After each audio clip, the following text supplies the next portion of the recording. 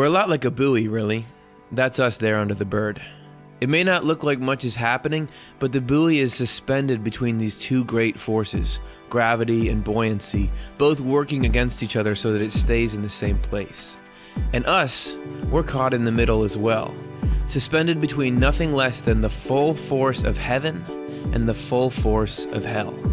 Since that balance essentially shapes our conscious experience, we should know as much as we can about it, and tonight we're going to look at the negative side.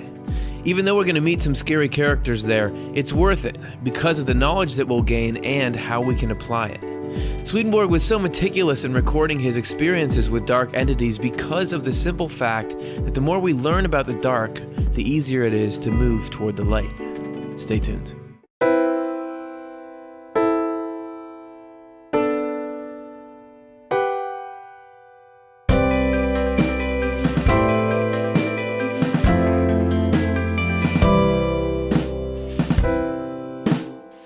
Hey everybody, welcome back to another episode of Swedenborg and Life. It's the Evil Spirits show today. We're going to go through Swedenborg and look at the creepiest stuff that he found, or some of it. And you can't really traverse Swedenborg without encountering this dark side, much like if you study life in this world long enough, you're going to understand, hey, there's stuff that people do that helps everybody and makes you feel good, and there's stuff that makes you feel a little bit sick or at least exhausted, and we got to know both sides if we're going to navigate this efficiently. If it's your first time, thanks for coming. Hopefully I'll try to make it as manageable as possible for you to keep up. My name is Curtis Childs. I'm the host with the Swedenborg Foundation, and if you want to be part of this conversation, if there's something you don't get or there's something you have a further insight on, or maybe you've had your own experience, you want to share it, get your questions, comments in. At the end, we'll try to answer them or give a nod to them, or at least read them out loud on the air. All right, so yeah, we are going to look at these forces, and we're going to look at evil spirits divided by kinds, and how do we do that, and how does Swedenborg do it, and is any of this relevant to life? Is this just all kind of taxonomy or some kind of Dungeons and Dragons thing? We're going to list out the types of monsters, or is this going to help us navigate the psyche and make a better world? The answers to come, and we'll begin in part one.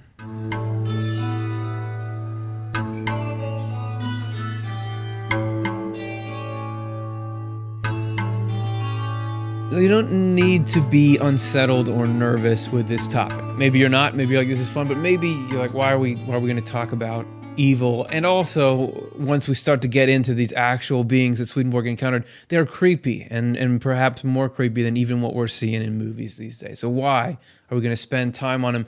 Well, and how can you say, this is you saying this to me, how can you say I don't need to be worried about it? And I'll give you an elegant analogy. Let's say we were talking about UV rays coming out of the sun, which these rays really do come out. And we were telling you, these things, they will burn you up. They will cause all kinds of disease in you. They can kill you. The sun is constantly throwing them out. They're bombarding the whole solar system, including the planet we live on. You might get nervous, but because of where we are, because of how the atmosphere works, magnetic field, whatever, I don't even know what goes into it, but because of the way things are situated, all we'd need to really get to in that discussion about UV rays is, sunscreen every once in a while. If you're going to be out for a long time, take breaks in the shade. It's not because of the dynamic, we're safe, even though there are these huge forces pounding down on us. So remember, in the intro, we talked about this equilibrium, heaven and hell. Everything that you can think of that's amazing and beautiful about heaven, and everything that is terrifying and aggressive and evil about hell, they're both pressing in on us with this incredible weight. But because they're these opposite forces, they cancel each other out enough that we encounter them both as these almost mundane forces in our hearts and mind, according to Swedenborg. And we're going to look at how that whole thing works here. We're going to take a journey to categorize and take you through the types of evil spirit. So we have to begin by justifying the claim that you even can stick evil spirits into categories. I mean, is that really something that Swedenborg found in his experiences? Well, let's start with his Journal of Spiritual Experiences, number 405. What's it going to say? All spirits, including the evil, are grouped into their own kinds and species. So not only did he do it, but he is adamant that this is something intrinsic to the nature. You can categorize evil spirits, but that begs the question: what makes you say you can categorize them? On what basis? If we're going to categorize species of things like we do here, it's all based on genetics. Something is a species, there's a particular qualifications, a particular genetic code, a percentage of it that make it so you're the same species as something. You're related to other species based on your shared genetics and what we're guessing the evolutionary history. There's a very strict criteria to be a species. So what is that criteria on the spiritual level? I mean, is Swedenborg doing these DNA tests? How does he know that you can categorize them like this? And there's a couple pieces to the answer to that. The first we already covered in a different show. We did a program that was called How to Deal with Evil Spirits. You can go check that out. And early on in there, we gave this definition of what is an evil spirit. We all have good and evil impulses in us. When you cross over, according to Swedenborg, you self-select. What you love deep at your core is to harm people, you kind of push away everything good. You push it to the periphery or the bottom part of you, and you devote yourself to that evil. So an evil spirit is going to be somebody way more focused on evil than anybody or the most people we would ever meet on this planet, just because in the spiritual world you really become who you are deep down. So there's that part of it, but for the classification we're going into, we have to go a little deeper into the definition of what a spirit is and get a sense of why they are like they are. So this is Apocalypse Explained, Swedenborg's unpublished work, 837. He says, after death, and he's describing what it is that makes spirits like they are. After death, we each become our love, and our spirit is nothing but the emotions that embody our love. Once we become a spirit, then, it is from our emotions that we think and speak, and it is from our emotions that we form an intent and carry it out. Whatever we respond to emotionally or love is what we then long for and absorb. And whenever we do not respond to or love, we oppose and reject. In fact, our face gradually becomes the face of our emotions or our love. From that point on, our face tells others who we are. So do the words we speak, and in the sound of them is the sound of our emotions. In short, after death, we become our love or emotions in tangible form. And that's carried to the conclusion of this sorting process. You become sort of a rendering or a manifestation of your deepest love. So a spirit is the embodiment of a love. Swedenborg uses that term love. You could call it a desire for something, something that is you're in the pursuit of. This is what drives you in life. You become an embodiment of the pursuit of that. And this will get clearer once we give some examples. It's that love that allows for this classification. That he says spirits are grouped together. It doesn't matter what kind of person, genetically you were on earth or where you lived or anything like that. It has to do with what you love. And people who love the same thing become the same kind of spirit. And if there's a slight difference in the way they love that thing, then that's a subspecies or another species. That's the classification. That's the mode of division, is what do you love? What do you care about? And for what it's worth, he says all the kinds of evil are in direct opposition to their specific counterparts in heaven, that there are heavenly societies directly opposed to hell. So you have, for everything evil that people love, there's an opposite good love there. And that's where this equilibrium or balance that I was just talking about comes from. So there's that, and we could leave it at that, but it would kind of stay theory. So we're going to spend some time walking around in the journals of a guy, and maybe he had these experiences, but what does that really do for us? But there is a link in here to not just the interest part of it, but to your practical day-to-day. And we can follow that thread by looking at an interesting comment that Swedenborg made on the 7th of March in 1748 in his Journal of Spiritual Experiences. This is number 1205. He's writing about something he went through. Societies, this will be societies of spirits in the spiritual world, sometimes compete for a person's thoughts. That is, good societies and evil ones. I learned today by actual experience how heavenly societies were competing for my thoughts. Spirits worrying about bodily concerns were on the outside, a little overhead, trying to create thoughts and desires from everything that confronted my senses. Sometimes they reached out for everything they see. A good society within was obviously trying to pull me toward themselves. I felt the pull. Meanwhile, they spoke about whether they would win out. Well, here you have a couple of societies of spirits competing to influence Swedenborg, competing to affect and manipulate his thoughts. And you find that this is a thread that goes throughout the entirety of his spiritual experiences. This was one of his biggest parts of his spiritual awakening, was this realization oh, heaven and hell are affecting the way that I think and feel. And here's a quick diagram to put you all at ease, or at least to sort it out. Let's say that's us. Let's say we're that guy and we have cool hair and we have like good and bad in our mind. They have light and dark. Every time we have good thoughts and good feelings, we are in connection with heavenly societies that are creating, that are affecting, that are infusing us with good thoughts and good feelings and good ideas. This is showing up in our mind every day. And you have the reverse, where when there are dark thoughts, there are negative impulses, there's everything that drags us down. There are societies in hell that are activating those and that resonate and communicate with those things. So there are particular spirits in connection, Swedenborg says, with particular evils. So as we go through these spirits here, we're not just talking about something that's happening in another world. We're talking about the root or the spiritual manifestation of this phenomenon that shows up in our society, in our minds, and in the choices that we make. So this is very, very current stuff, even if it seems a long time ago in a galaxy far, far away, when we're talking about the kinds of evil spirits.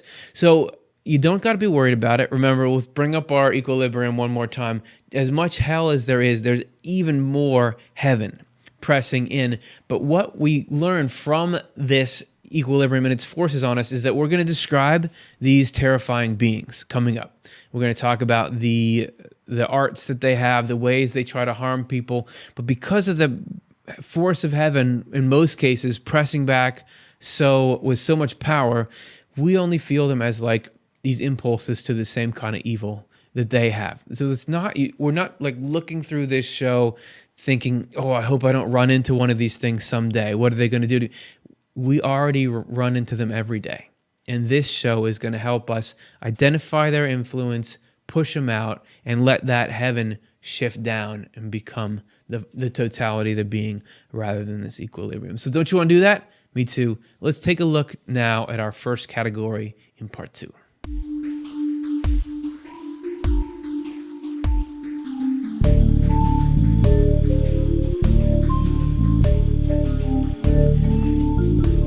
So that's not a very clever name for a kind of evil spirit, is it? Revenge? I mean, like if I was trying to pitch a fantasy novel, yeah, there's this guy's name is Revenge, I think I'd be doing a rewrite, but that's because that's not the name of that spirit. That's the name of the base impulse that creates spirits like this. More on him in a second. But first, we have to look at the outer manifestation. Swedenborg says that there are hells that are totally devoted to revenge, and it's because of those hells linking with the negative stuff in our own hearts that we get this impulse to, in this case, get even with people, to not let things go, to work to make sure the other guy knows that he can't mess with you like that. So let's step back and look for a minute. Just how does that impulse play out in our society? What is the harm caused by revenge from a historical, psychological perspective? Revenge and the desire for revenge or retribution can be a very dangerous thing for people. And I think we've seen that over and over throughout history. It's not just a psychological issue, it's become a historical issue, and it's become an issue even in terms of things like domestic terrorism or fights between specific factions or even religious groups. The problem is that when you're so focused on getting revenge, or your perspective of why you were wronged and why the other person or group or side needs to be punished for that, the problem is that your whole perspective starts getting skewed. And as you focus more and more on the emotion that's fueling what you think is a very justifiable reason for revenge, you actually lose contact with reality. And we hear this when people talk about shooters or perpetrators of mass violence. They'll say, I didn't see this coming. I had no idea. He seemed like such a reasonable guy. And then all of a sudden, we started seeing him become less and less in touch with reality, or focusing on one specific idea and reading fervently about it. So whatever it is that a person starts to focus on when they really feel the need for revenge, the passion and the emotion that fuels it kind of skews their cognitions, if that makes sense. And their thinking process becomes warped, and Unfortunately, that can take a very negative downturn, both for people in relationships. Partners might feel that they're very justified and they'll stop even hearing what the other partner has to say. Or when it again comes to issues of religious rights or terrorism or certain interpretations of one doctrine, people become so polarized. We didn't inform her beforehand what the arc of our narrative was going to be. So I love that she mentioned this losing touch with reality, becoming so obsessed and so absorbed by this desire for revenge, because this is just what Swedenborg describes in the spirits that are devoted to revenge. So there you have that human quality that pops up. You can see it. Go watch watch American Greed or any of these crime shows. People get obsessed with revenge and they go and they won't let it go. So what's that like on a spiritual level? What's the spiritual manifestation of that? So Swedenborg did meet spirits who were the embodiment of this desire for revenge, and we're going to get to know them a little bit here. This is Spiritual Experiences 1488. There are some who take such pleasure in revenge that and this is spirits he's describing, as they themselves describe it, nothing is more delicious than to take revenge, to be gripped by a passion for vengeance. They even call it delights and hardly want to express it by any other term. So that's a picture of the Swedenborgian dynamic of hell. These are spirits that are in hell, but they're not there because they love something evil. Right? That you hear that description, they completely are absorbed by the delight of revenge, the joy of getting even. They don't even call it revenge. They say, "Oh, this is called delights. This is the great." That's their God. I mean, that's the greatest thing in their life, and that's the mindset that puts you in hell and keeps you there, and you're continually pursuing this evil delight there. So if you have that, if revenge is the goal of your life, what then are the actions that you try to take against people? What are your objectives for people? He describes those here and just how vicious the whole thing is. This is Spiritual Experiences 1490. People like this, these spirits, are not satisfied just to destroy the body, except together with torment, which they enjoy. But this is not enough without thinking of destroying their victims inwardly. Going further and by various deceptions, filthily trying to pervert their moral life, even their spiritual life. Thus, whatever goodness they notice in their civil, moral, even spiritual life, they at once pervert it in short order, thus jeopardizing their happiness. So they attempt to destroy the eternal happiness of their enemy, declaring that they enjoy this immensely. The more deeply they are able to penetrate and then pervert, the harder they try, using all different kinds of tricks. For such people are also very sharp-sighted because they think a great deal, mulling over their hatreds. It was said that they are in the thousands. There's a lot of people playing this game of like, I'm not going to let anything go. Like, don't say that about me because I'm not going to forgive you for it. And I do want to point out that he says destroy the soul there. You can't destroy somebody's soul as in annihilate them and make them not exist anymore. According to Swedenborg, that's not even the most wily, powerful, evil spirit ever. Can't do that. The destroy the soul they're talking about is destroy the heavenly happiness. I mean, corrupt people and make them evil spirits like those evil spirits are. So that's the soul destruction they're longing for. Because Swedenborg calls the condition of hell that these spirits are in, he calls that spiritual death. So everything in the text of the Old and New Testaments, it's talking about life and death, is talking about this, that good is life, love is life, hatred is actually death, even though those in it would argue otherwise. And these particular spirits, it's interesting, what they want to do is directly opposed to the internal sense of one of the Ten Commandments. We talked about how there's heaven and hell directly opposed. So let's read about the opposition to this thing. So this is the Ten Commandments. According to Swedenborg, they have this internal meaning. And we're looking at the commandment, you shall not kill. One of the more famous ones, if commandments can be famous. In his Doctrine of Life 67, he says, all kinds of killing, this is talking about the external form, all kinds of killing means all kinds of hostility, hatred, and vengefulness, which yearn for murder. Killing lies hidden within such attitudes, like fire that smolders beneath the ashes. So that's what he says. On an external level, you shall not kill means refrain from all kinds of killing, refrain from that. However, there's an internal sense as well. He says, but in a spiritual sense, killing means all the many and varied ways of killing and destroying people's souls. And that is what we just read these evil spirits trying to do. So they're raging against that commandment. They are trying to kill on a spiritual level. So that is what they're after. And what does that make you like? I mean, if it is as Swedenborg describes, in the spiritual world, you're an embodiment of who you are inside. So the way that you look, the way that you sound, the way that you act is a reflection of the things that you care about and the things you're trying to do. What does that turn you into if that kind of vicious thing is at the core of your being? Well, what do you look like? Well, initially, you actually seem pretty nice. This is Spiritual Experiences 1491. He's describing a group of these spirits. But these people at first sight appear such that one would not suspect them of such qualities. For a society of these spirits works gently, just as good spirits do. They even resemble angels in their yielding manner. And I was surprised that they were the kind of spirits, that they were that kind of spirits when I was told this. But it was said that while they are in their group, they are compelled to work in concert, and care is taken that one does not harm the other in any way, or say, much less do, anything insulting. As soon as this happens, then the one then attacks the other, but inwardly.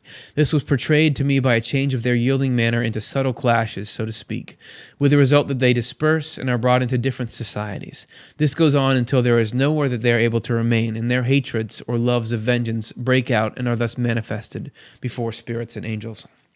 I would recommend checking out our show, The Good Thing About Hell. That's an example of the way Providence is keeping these evil spirits from completely destroying themselves and other people. That they're in this group, they're all kind of working together because they have a sort of a shared goal. As soon as one of them crosses the other, they start to clash with each other and the whole thing falls apart. But initially, there's this uneasy truce between them, which is all the partnerships and alliances in hell are of that nature. This is, we need each other for this, but as soon as my dislike for you overpowers my desire for the goal, I'm going after you. Or if you somehow insult my honor, I'm going after you. That's the way that hell is. So that's them as a group, but we are going to meet one as an individual. However, if you got kids, now is the time. Give them $20, give them a bus ticket. They can take a bus, go see the movie in town. This is not appropriate for them, and this is why. Warning: the following contains mucus, vomiting.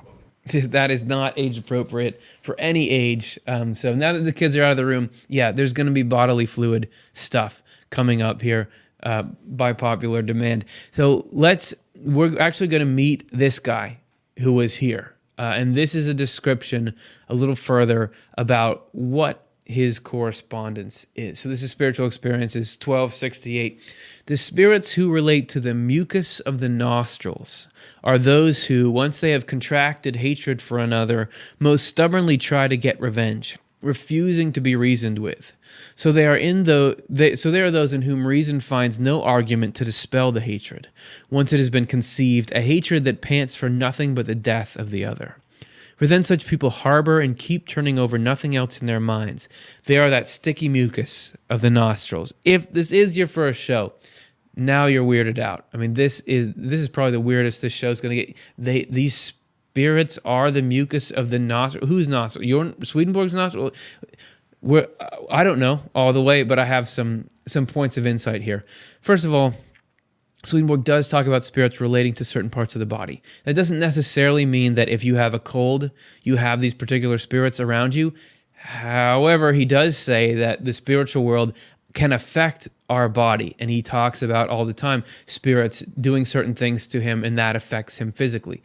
However, he also indicates at times that you only are perceptible to perceive things like that if your spiritual senses have been opened, like Swedenborg's have. But on the other hand, it does seem like people experience these things. So we don't know. I don't know the link there. As far as what it means that they're connected with the mucus of the nostrils, check out our show, The Shape of Heaven. That will introduce you to Swedenborg's concept of the grand human, that all of humanity can be seen like a single person, that we all function in the ways all the different parts of the bodies function. There's that same cooperation. There's that same interdependence. And hell is sort of this stuff that doesn't work with the body, this excess mucus that is causing problems and keeping disease around. That's what these guys correspond to. All right, is that weird enough for you? Let's get even closer to this guy. Let's meet one spirit in particular that Swedenborg wrote about in a few numbers here. This is Spiritual Experiences 1269. The same spirit who was found out to have killed a certain innocent person with poison appears to have, so he's talking about someone he's already been writing about, appears to have been such a one as not to desist for any reason, however true, from the passion for vengeance, even unto death. He tarried with me, and he was of the kind that all the reasons told to him were not the least bit valid, and did not even enter his field of vision. They were like nothing, even to the point that when I realized this, I saw that he was not like a human being, who is open to reasons from other people and turns them over in his mind, but like a beast.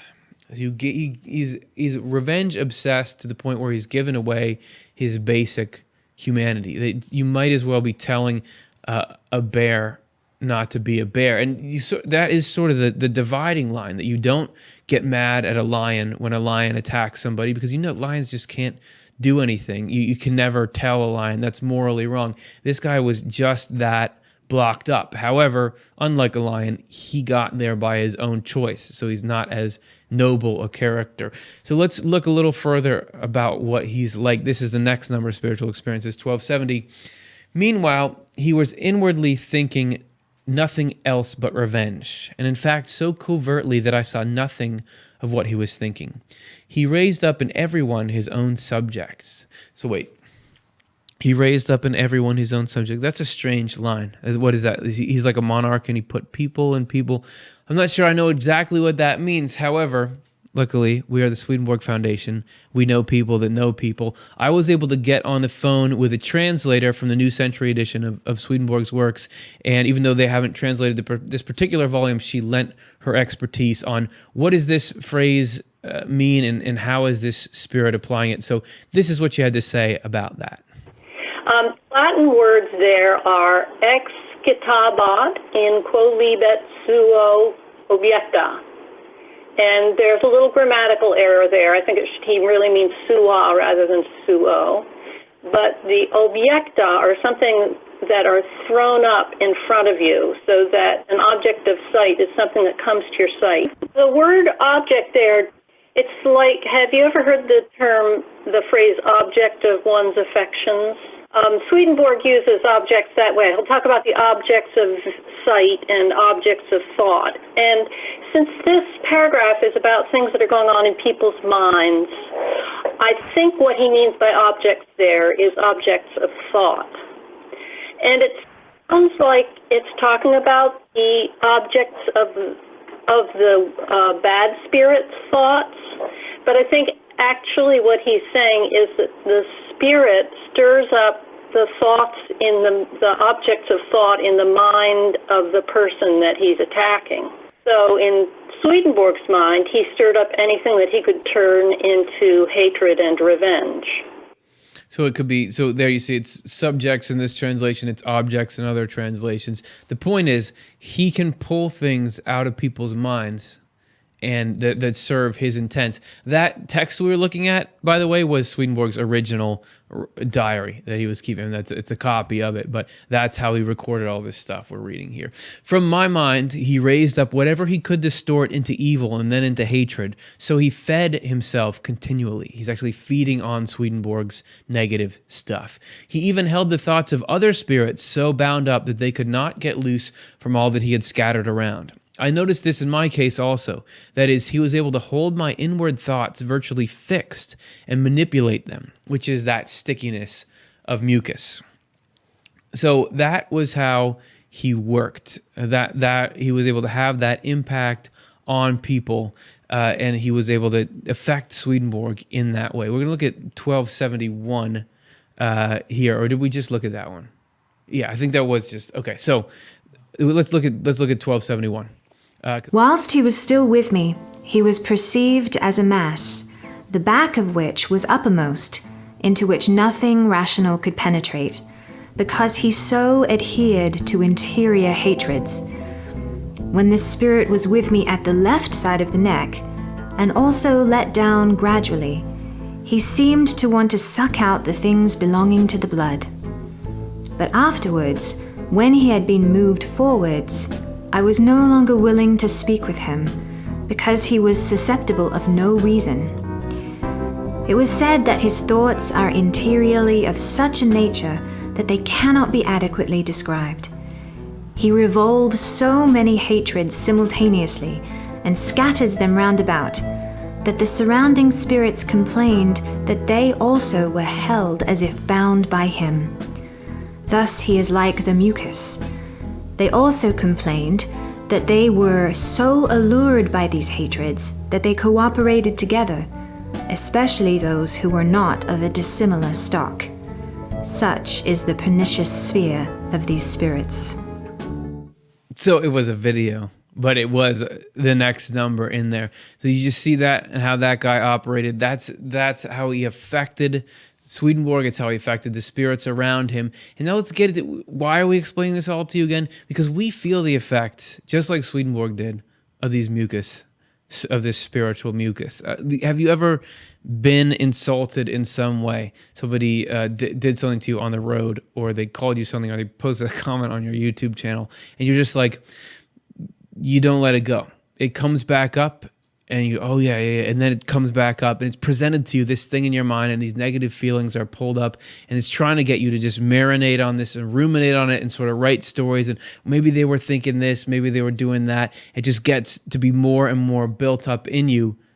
Have you had that? I think we have, and you notice, I just can't let this go. Even if you don't want, I've definitely had times when I'm like, I don't care. I don't want to think about this. I don't want to resolve this or get upset about it, but it doesn't go away.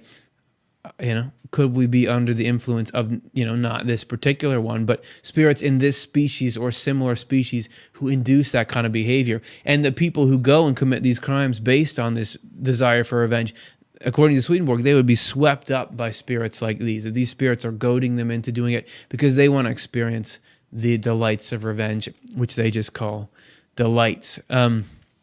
So I don't know if the mucus stuff is enough for you.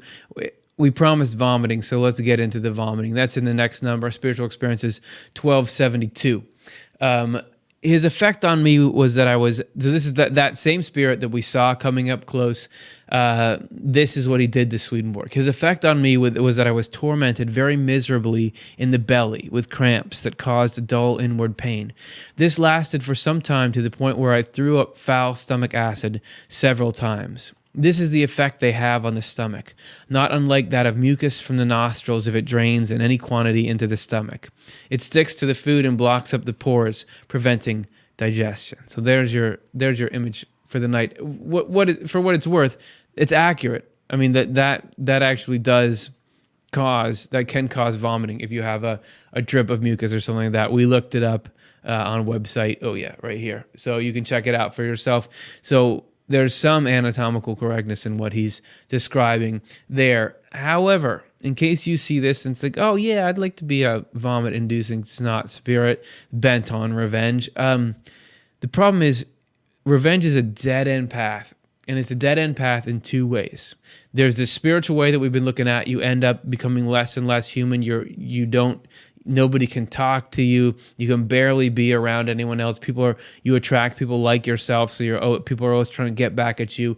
It's this, you're an obsessive, nasty, negative person missing out on the joys of heaven. However, even in this world, when we follow these desires for revenge, when we're pushed by these spirits into this kind of revenge, it doesn't work. It doesn't give you what you're looking for, and there's been plenty of studies to back that up. One of the most powerful emotions is that of forgiveness. And there's been a good deal of research done on the power of forgiveness and how truly forgiving and letting go can be enormously helpful and healthy for an individual's overall well-being. The research has tried to do longitudinal research, which means you look beyond just the short term. And when they do that, they find that it's not exactly satisfactory to get that revenge. It may have been thrilling. It may have been cathartic, meaning it was a big, exciting moment, sort of like watching the Super Bowl and your team wins. And some people think that, yeah, that really was it. As long as I did this to the people or the company or the individual, that would satisfy. But if you do longitudinal research, you find that it actually doesn't work. The thing that really seems to satisfy people, ironically, is the opposite. And that is to learn how to take the perspective of another person. That's what actually works. That's the power, and that eventually the ability to take the perspective of another person. I mean, that's almost the essence of heavenly love, is to understand they have a perspective, and I would like to make that perspective experience joy and happiness. That's the way you can go in the opposite way. You can be the heavenly community opposed to the revenge spirits. Oh, wait, we just played the game. That's how you play the game. That's the revenge category we played through. Hopefully we won. Let's take a look at another kind, another evil, and another group of spirits that follows it in part 3.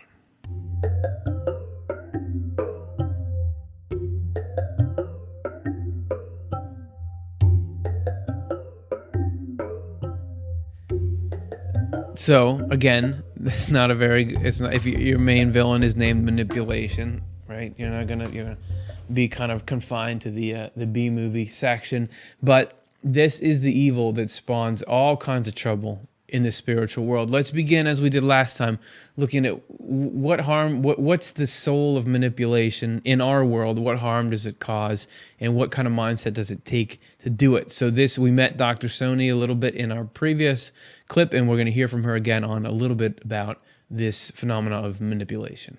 You know, it's interesting about manipulation because the same mental abilities can be used for playing a good game of chess, where you think 2 or 3 steps ahead of time. If I do this, my partner will do this, and then I'll do this, etc. Well, the same series of steps might happen in your mind if you're thinking ahead, but if you have an evil intent in that you hope to be able to disempower the other person, or to make them lose, or to make them be embarrassed in public, or to somehow lose their material possessions. And delighting in that is really very similar to a love of dominion. So you can use the intellect. You could be a very smart person, such as a chess player, but you could use that for evil intent, because there's no guarantee that just because somebody is very intelligent and can do strategic thinking, that they will also be moral. It takes extra perception to be able to figure out, well, what would be the hot buttons of that other person? Are they vulnerable because of something in their past? Do they feel afraid because people are going to find out that maybe they were an illegitimate child, or they're going to find out that maybe they went bankrupt at one point? And are those things that people are embarrassed about? And if those become disclosed, sort of like the Wizard of Oz is going to get disclosed and everybody's going to find out he's not really all that we thought he was, the manipulator might really try to do that just because they love to feel like they're on top of the world and this other person is at the bottom. Again, it boils down to if the person really loves to dominate and loves to look like the winner and make this other person look bad, it doesn't come from a good place.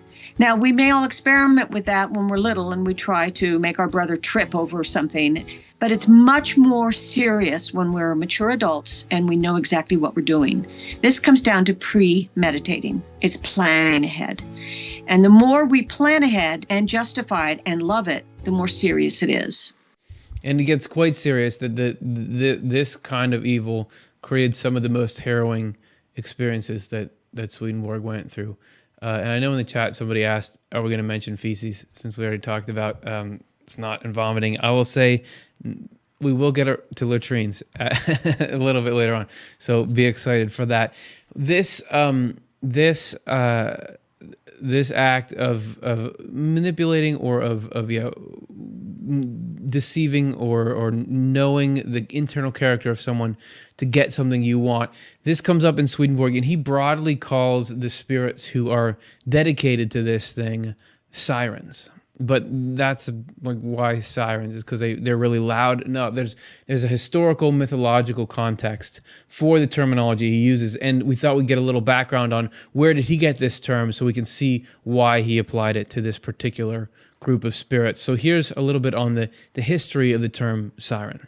A siren is a monster from ancient Greek and Roman mythology, and in art they had bodies of birds and then the heads of women, usually.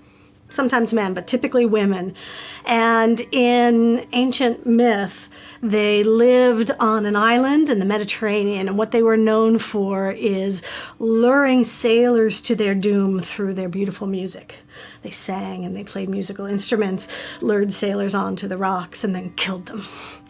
And perhaps best known appearance of them in myth is in Homer's Odyssey, where Odysseus is sailing with his crew, and he tells his crew, as he had been warned to do, to take beeswax and make earplugs because it's impossible to resist this incredibly beautiful music. But he wanted to hear it, so he is to be tied to the mast of his boat. And no matter how much he pleaded to be released, his crew was to not release him. So they sailed near, the crew put the wax in their ears, and Odysseus heard this amazing music and, of course, pleaded to go, but his crew did not relent, and they kept sailing. So these sirens, the key concept of the siren is this particular type of deceit that they embody, one where they are incredibly bewitching and enchanting, but it is for the purpose of destruction. And if you've read some of Swedenborg's accounts of these sirens, you immediately see why it makes sense for him to assign that mythological term to this group of spirits. They share some characteristics. They're not exactly the same. They don't have the same body shape that is described there. Like Wendy said, they can be male or female, but they're united by this desire to learn about people, and from that control. And there's a particular one he meets here that we're going to talk about a little further. I do want to mention, though, anytime if we're dipping into this talk about sirens, this is just a flyover. There's so much material that he has on this particular group. If you like we all do every day, go searching around in a Swedenborg search engine for the term sirens, you'll get a lot of hits.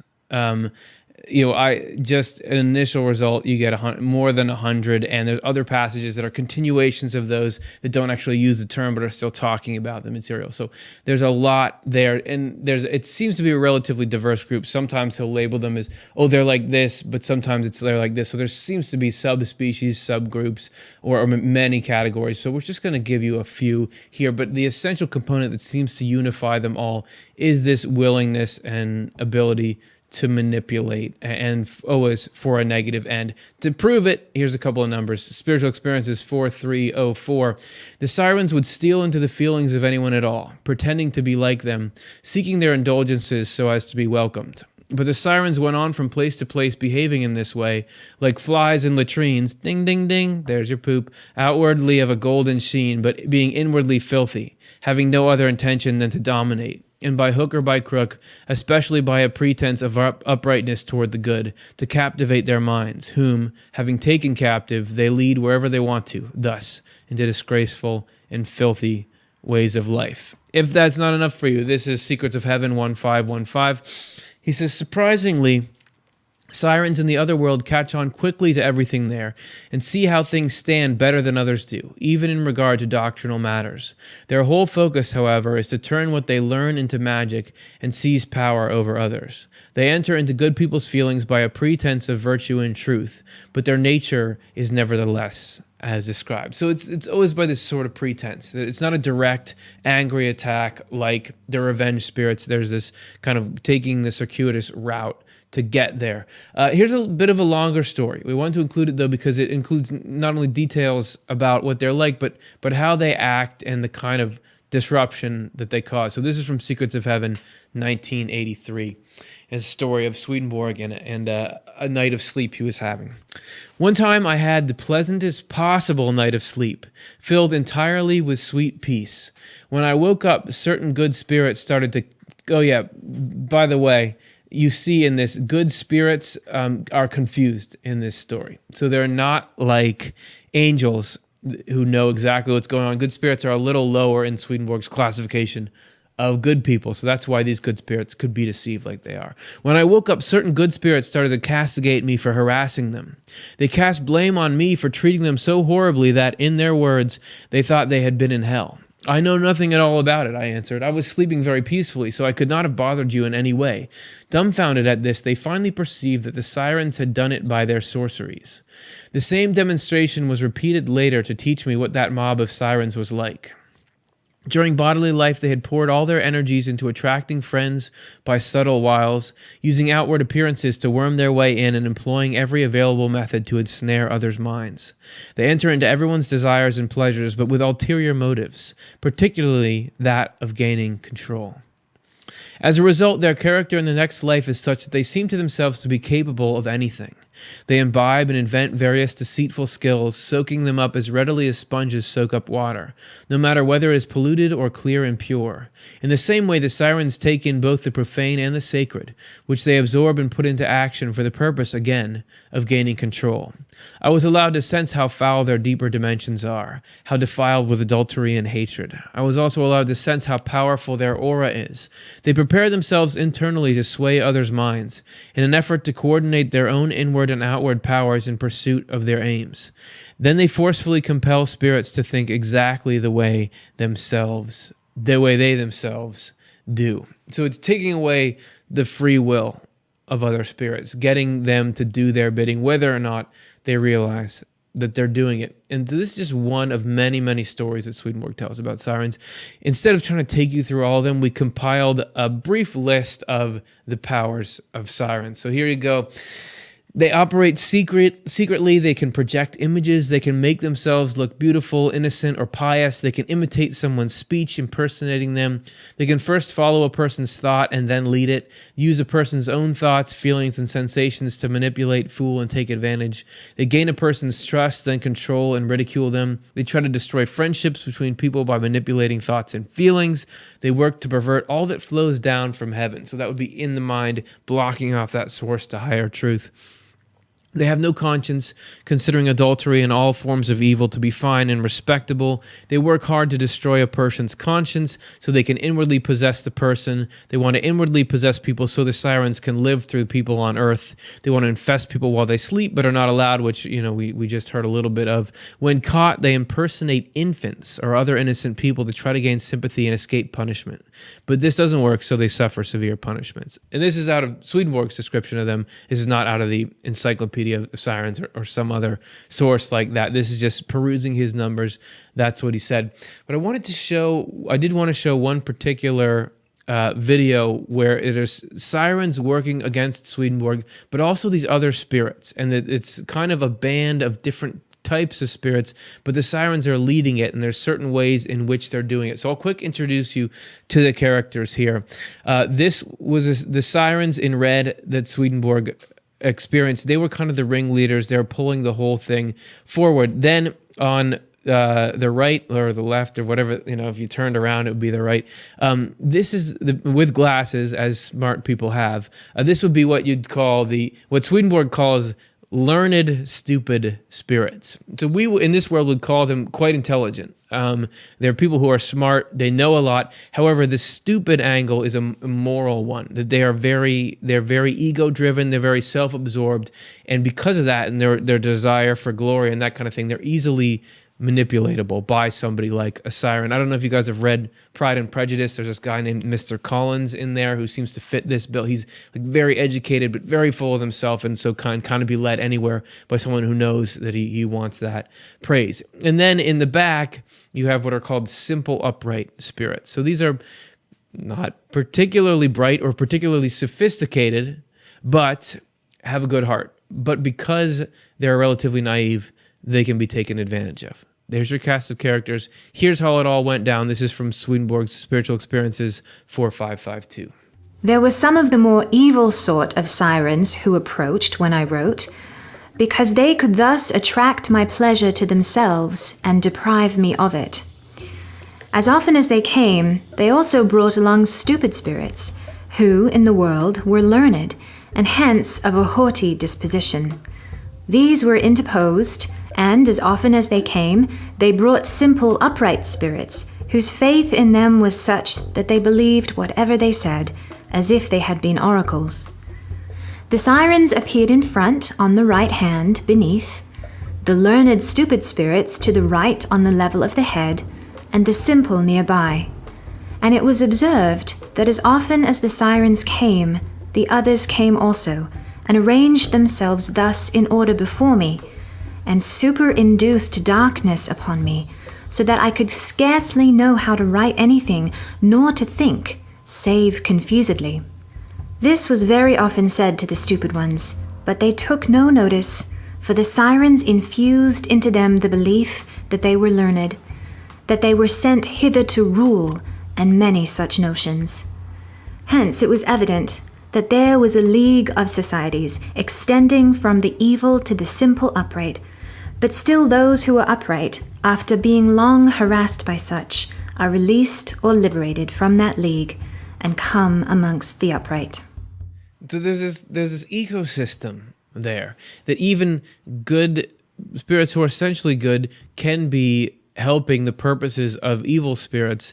And don't you see parallels of that in the world? I mean, aren't there like thought leaders who can take advantage of people who, are generally good but somewhat naive and kind of bend them to? I'm not going to say that we're seeing this in United States politics at this moment. I wouldn't say that. That would jeopardize the mission. But we do see this in a generic sense, right? In humanity, there's people who know how to get other people to act, and that's the essence of this whole siren thing. So there were a couple of examples of the kinds of evil spirits and how they show up in us, how they affect the spiritual world. We promised you 3, so we're going to get to our 3rd one right now in part 4.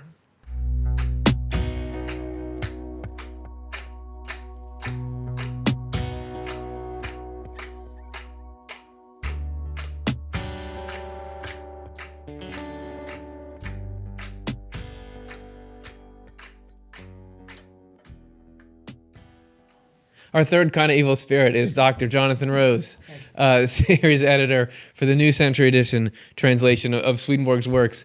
So there's a couple of things. We're so focused on like getting you on screen here. For the record, I think my chair is a little lower than your chair is here. But what I was going to say is that this section was called Countless Kinds and Species, because that's how Swedenborg would describe things often. He was like, and countless kinds and species. So we kind of misled in the title. We're actually going to do more than 3 kinds of evil spirits, but we're going to do a few in succession here. So hopefully we're giving you more than you bargained for instead of less, because you can't just settle on 3. There's so much. There's such like a rich display of creepiness that Swedenborg gives. So if you wouldn't mind, would you help us sort of walk through these and what they mean? And we're going to be looking particularly at a passage from Heaven and Hell 553, where he describes a number of spirits. Particularly, we're going to focus on faces. And he first describes a kind of spirit that had faces. He says, faces some like little torches. He actually describes them. And this is what we think some kind of like your head's on fire thing. Now, what is that? It's a little disturbing. Somebody's face is a torch. Why is it? Is he just trying to be as weird as possible? What's the meaning? What's correspondentially behind all this? Why do you go to see evil spirits that look like torches? Well, one of the things that we've heard tonight is that people are these embodiments of these feelings and that kind of thing. So it's not like they accidentally end up that way or they can't help it. As you say, they're choices that people have made. And so this particular embodiment, when the head, which represents the will, or your face is like the will, the picture of what's inside you, is nothing but fire. Fire in a positive sense in Swedenborg's theology means love, but in a negative sense, it'd be craving, lusts, things like that. So these would be people who are just the total embodiment of a certain kind of craving and lust, and that's all that they are. Like that fills their whole horizon. Right. And when I first see that image and think about these kind of things, I think it's so weird to see someone whose head is on fire. But we have seen people, we've seen characters in movies and TV shows, and we may know people personally who are just nothing. Company excluded. Nothing but these cravings. You know what I mean? Yeah. Like that's it. That's the only topic. There's no other topic. They've been reduced to that essence. We've been that at times. But so, okay, this guy, is it hurt? Does it hurt for him to have a head on fire? No, actually, you see, there's something called the light of heaven, and the light of heaven is a form of divine truth. And when spirits are seen in the light of heaven, then something about their true inner character is reflected by the way that they look. So this is the way people would look in the light of heaven. To each other, they'd look fine. They look normal. They look the way they think of themselves. Like, oh no, I'm a decent person. Right. So he's not a torch head to his friends. No, that's right. And that's why when they go to heaven, if they try to go there, if they want to attack good spirits or something like that, they can't stand it because they see themselves as like, I'm like a match head or something. You know? And this is done by God, so that they, as long as they're not harming people, they live as happy a life as they possibly can. That's right. Cool. That's right. But if somebody needs to know who they are, that light of truth will shine in, and that's how they look. Right. And so that's probably why, you have the good spirits deceived, but angels couldn't, because angels are always in that light of heaven, the kind of this is what's really going on. That's right. They can see through it. So if that's not enough for you, the torch face, he says some spirits don't have any face at all, but instead they have something hairy. And we don't know if he's describing like some features with hair over it, just pure hair. Why? That's as bizarre as anything I've ever heard of. Just a pure hair face. Why?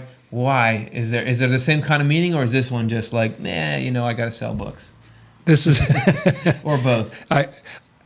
This one, to me, the hair Swedenborg describes as being like the outermost part of people. It's a part that doesn't even feel pain or whatever. Right. And so it's like an outermost part. And so these would be people whose internal life is completely focused on external things. And the way he describes them, he describes hairy people in the spiritual world, and they're generally just like we think of like wild men, wild women. They're like crazy, and they're just about that external, like no restraints and things like that. Right.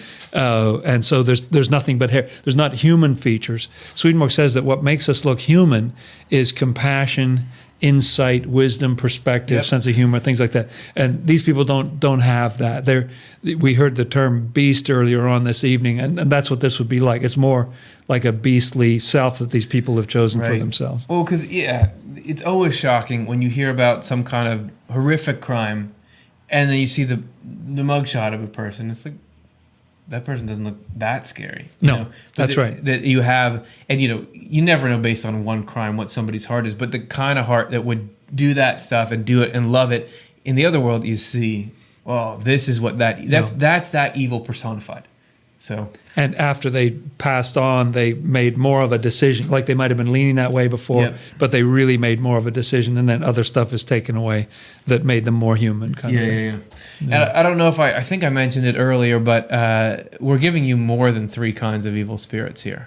So this is like all bonus. We said we want to give you your money's worth. We're giving you double your money. If you order now, no shipping.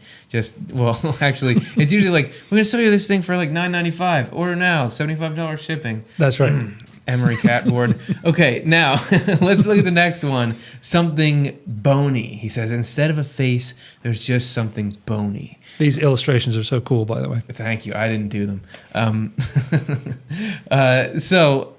That is, pretty ubiquitous in horror. You'll get like a skeleton. So what is so is Swedenborg just watched Night of the Dead, or like how did he know that these kind of spirits looked like that? Yeah, it's amazing that it is such a Halloween image and such a horror movie kind of image.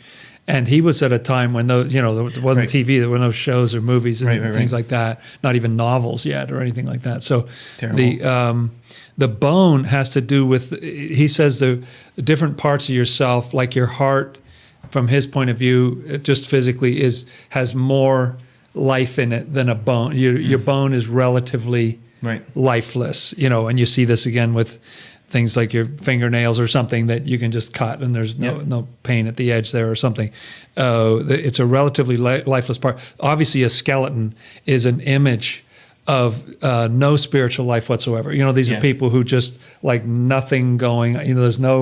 They don't recognize anything beyond the level of that outermost thing. Right. So it's hard and bony, and there's no depth to it at all. So that's a picture of someone who's that way. And it's creepy to see an animated skeleton, because it's like this thing can move around and have agency, but there's no life in it. There's none of this humanity. This is inhuman, so that's what manifests. That's right. Is that, and to wrap it up, there's another kind of spirit where he says only the teeth show. So there's not, there's the rest of it's just kind of out of there. So you can just tell by looking at that, that's creepy. But why is it creepy? And this is, I think these correspondences get at why do human beings have these reactions to these kinds of images? So what's the meaning of the teeth-only spirits? Well, again, the teeth are so very, very hard. They last long after the rest of the flesh is gone. And the teeth in particular, Swedenborg says, has to do with attacking the truth. Like in a positive sense, teeth mean something having to do with truth, like the strength of truth and so on, to break things down, to analyze and that kind of thing. But in a negative sense, they'd be trying to tear down the truth. Yeah. And he even describes sometimes in his stories of spiritual experiences that these spirits will try to grab at things with their teeth instead of their hands. They'll go at them with their teeth. Weird. Yeah. And again, it's one of these things that I think that's so weird. You can hardly picture that.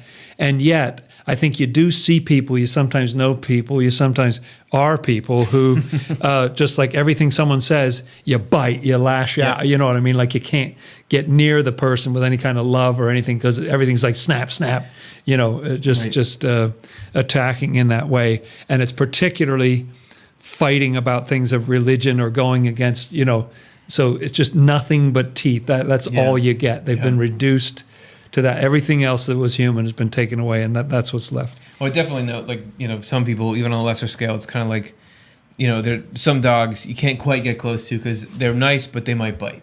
I know people that I just don't quite feel comfortable around them because they can be fine, but every once in a while they'll just say something really cruel. And so because of that, you're like, oh, this, that's like every once in a while those teeth come out.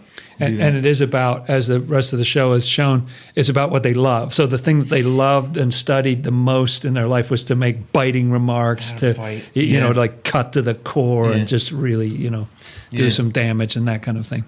So that's the driving force behind all these appearances is that these are representations of a mindset, of a cultivated mindset, and that's why that stuff is scary, because it represents this way of inhuman behavior. All this stuff belongs in a good person. Like, we got teeth and they're great. We got bone and it's great. We don't have a fire head, but I'm trying to make a point here. It's only warmth and hair. It's only comforting and good when it's all together and it's alive. That's the way. But when you really, evil is the absence of what's good, and whatever's missing makes it more and more creepy. Yeah. So that's it. Right. I want to thank you for coming on the program, man. Good fun. It's been great to get a little education on the spooks of the spiritual world, and we hope to have you back again soon. Great. All right, we are gonna. You at this point may be wondering, why did we drag you guys, audience, through all these evil spirits and this sort of haunted hayride? What can we get out of it? That's what we're gonna look at in part 5.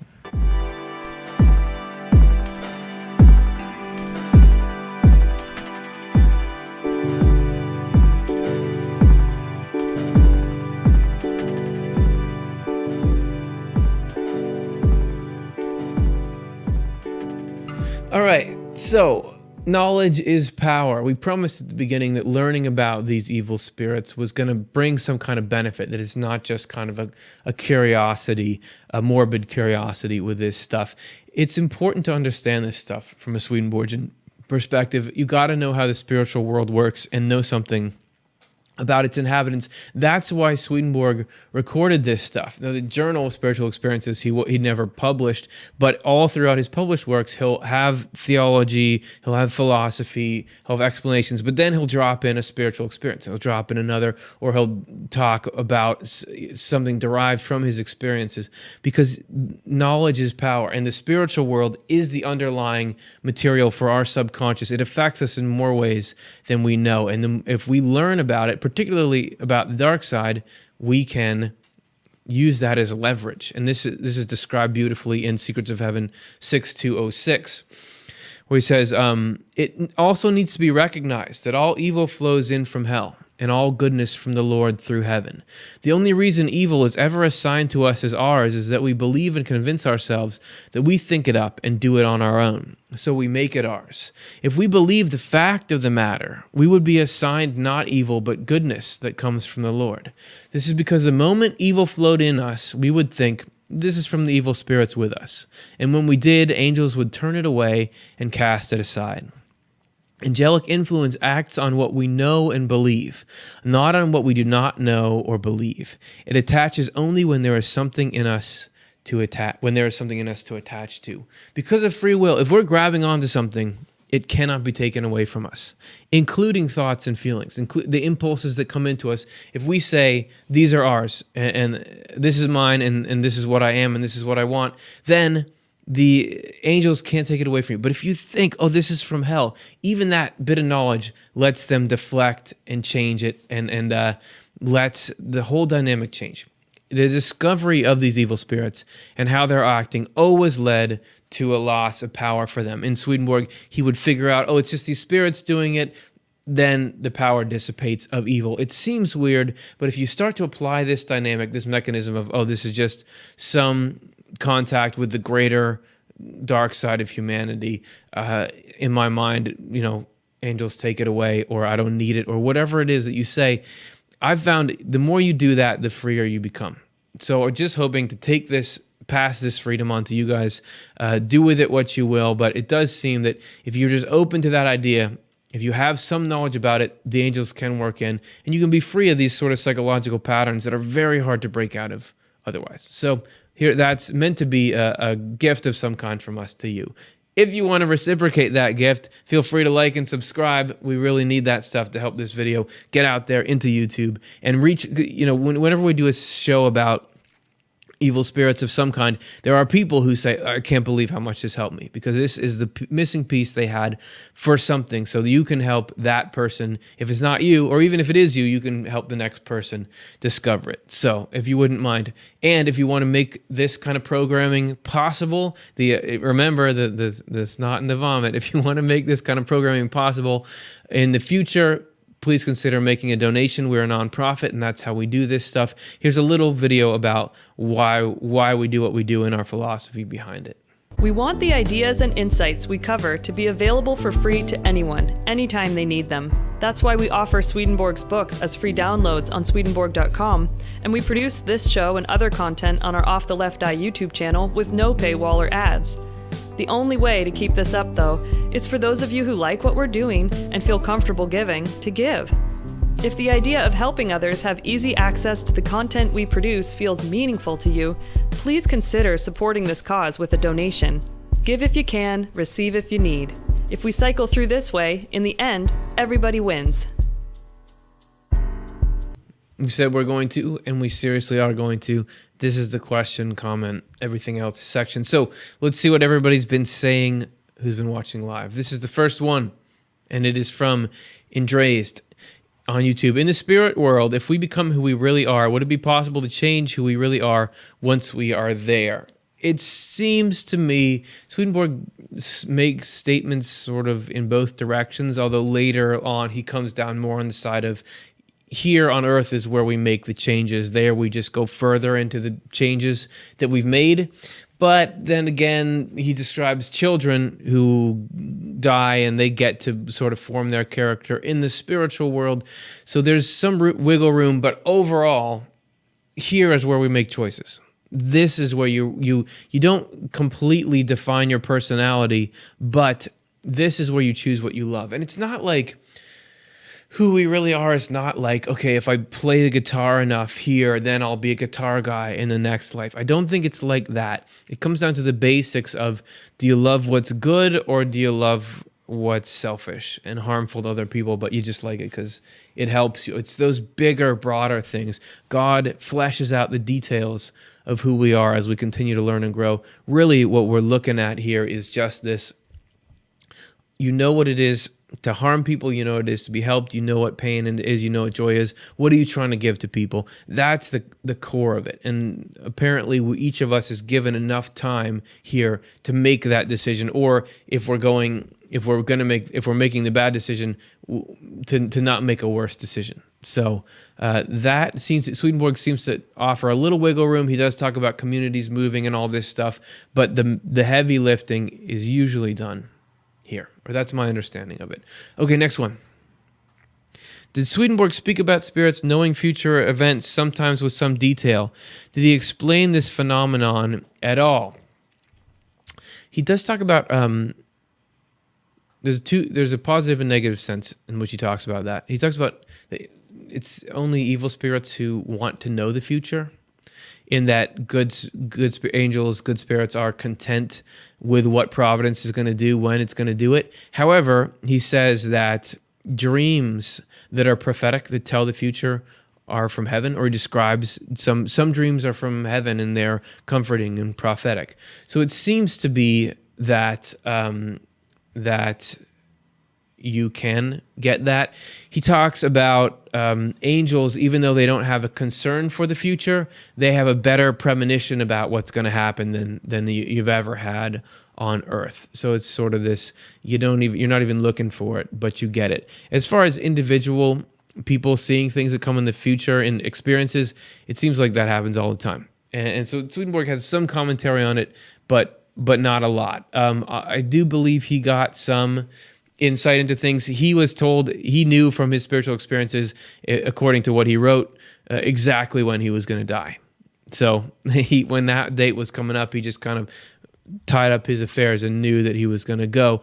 So yeah, it does seem like there is some element of that, but it's not like the main goal of the good side is to get stuff in the future. So I've also heard about people having experiences with evil spirits where the spirits are able in some regard to predict some things in the future with some accuracy, and they do this to gain people's trust so that they say, oh yeah, you are legit. Somehow they can do that. It makes me think of the Pharaoh's magicians in the Old Testament, that they could copy the divine miracles a little bit. I don't know how the whole thing works. So those are a few scattered thoughts about that. Thanks. Let's look at the next one. If you are being attacked by a bad spirit, does acknowledging their presence and showing respect get them to back off? I don't know. I mean, I haven't had a lot of experience in this overt world. Some people seem to have very potent, direct encounters with beings that are very tangible and are coming at them. So I'm not going to act like yes or no on that. It seems to me like some people who have experiences with these, respect is not what those spirits are looking for.